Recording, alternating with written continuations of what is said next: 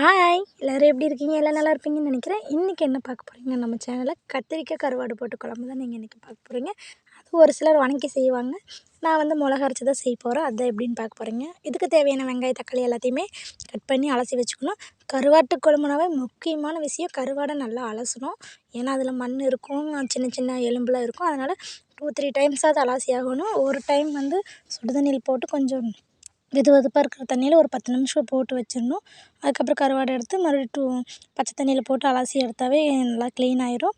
அதுக்கப்புறம் நம்ம கட் பண்ணி வச்சிருந்த வெங்காயம் தக்காளி எல்லாத்தையுமே போட்டு மஞ்சத்தூள் மிளகாய்த்தூள் கறி மசாலாத்தூள் போட்டு கொஞ்சம் வதக்கி விட்டுட்டு சூடாறினோடனே மிக்சியில் போட்டு அரைச்சி எடுத்துக்கணும். ஏன்னா அரைச்சி விட்டு வச்ச குழம்பு கொஞ்சம் டேஸ்ட்டாக இருக்கும்.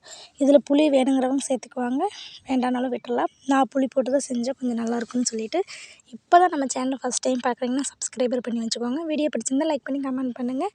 அதுக்கப்புறம் கொஞ்சம் தாளிக்கிறதுக்கு வெங்காயம் தேவை, அதையெல்லாம் போட்டு கொஞ்சம் வெங்காயம் அரிஞ்சு வச்சுட்டு கத்திரிக்காய் ரொம்பவே ஃப்ரெஷ்ஷாக இருந்தது. அதனால் 2 போட்டோம்னா நல்லாயிருக்குன்னு சொல்லிட்டு கத்திரிக்காயும் போட்டு நல்லா கொதிக்க விட்டாச்சு. ஃபஸ்ட்டு வச்சோடனே கொஞ்சம் தண்ணியாட்டம் இருக்கிற மாதிரி தான் இருக்கும். அப்புறம் போக போக அது கெட்டியாயிக்கும். ஸோ இதுதான் இன்றைக்கி நம்ம வீட்டில் ஸ்பெஷல். நீங்களாம் என்ன சாப்பிட்டீங்கன்னு சொல்லி கமெண்ட்டில் சொல்லுங்கள். வீடியோ பிடிச்சிருந்தால் லைக் பண்ணி கமெண்ட் பண்ணுங்கள். நம்ம சேனல் இப்போ தான் ஃபஸ்ட் டைம் பார்க்குறீங்கன்னா சப்ஸ்கிரைப் பண்ணி வச்சுக்கோங்க. தேங்க்ஸ் டு வாட்சிங். டாட்டா பாய் பாய். நாளை ஒரு வீடியோவில் சந்திக்கலாம். பாய்.